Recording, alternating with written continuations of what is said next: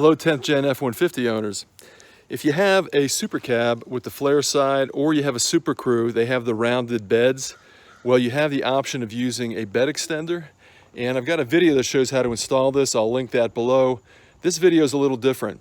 I've actually got two bed extenders. I put this one on because it was in better condition. This is from a Ford Explorer Sport Trac, and it's actually shallower this way.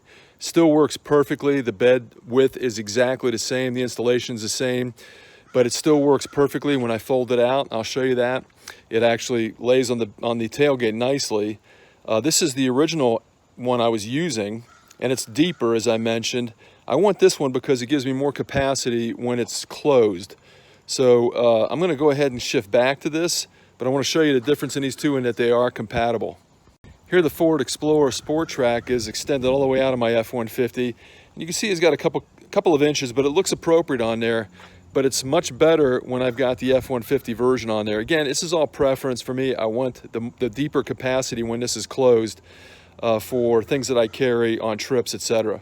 Here they are next to each other, and you can see the F150 is just a few inches taller.